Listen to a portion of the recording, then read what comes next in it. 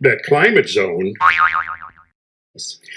And that's all I've done. It seems to me that to say hunter-gatherers could build this, wouldn't be opposed to the idea that they're hunting and gathering, but it does certainly imply a lot of leisure time. Yes. A lot of leisure time. Well, we know hunter-gatherer. Sorry. It's okay. Let's Well, again, if we place this back, particularly within that climate zone at 11,006 to 12,000, 13,000 years ago, particularly within that climate zone.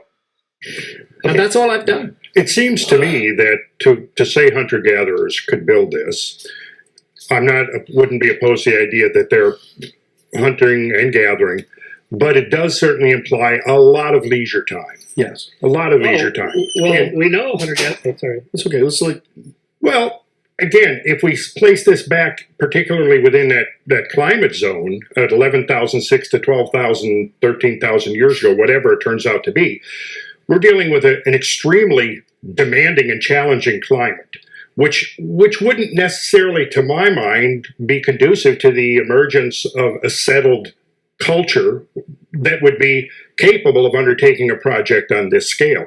And as somebody who's built a lot of things and moved quite a few heavy weights in my time, I find the idea sort of perplexing to me that they would be. What I would have to ask is, what is their motive?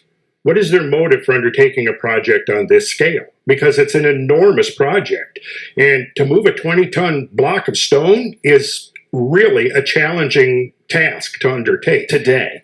Well, without the infrastructure of large machines and so forth, but to do it by hand, it would be an enormous undertaking. And I, to me, it's like, when are they having time to hunt and gather when you're engaged in a project of this scale? But we know hunter-gatherers have way more free time than modern society people do. That's the one thing we've learned, is that it's a pretty good way to make a living, actually. They have a better varied diet than we have. This is the Neanderthal diet, right? They have a better varied diet and a lot more free time.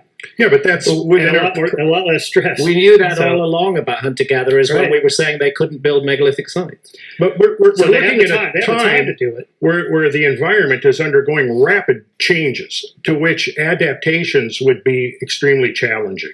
And we know those changes are going on all over the planet. We know that sea levels are rapidly rising over a period of a few thousand years, from a sea stand low of about 400 feet up to the present level. We also know that biotas were shifting dramatically all over the planet. The effects of the Younger Dryas were global. Pretty much that is, I think, the emerging consensus now, that both hemispheres, north and south, were being affected by the climate changes of the Younger Dryas.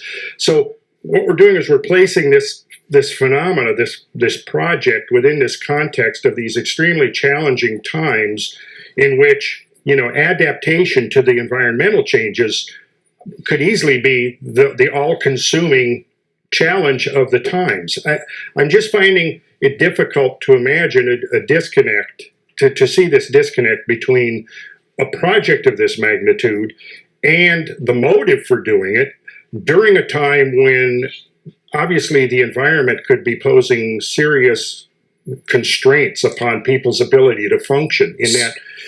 Well, Randall, we don't even know the motives of the Easter Islanders and no, we why don't. They raised these huge, but we know they did it.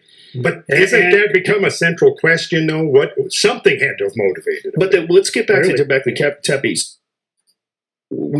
So let's just be real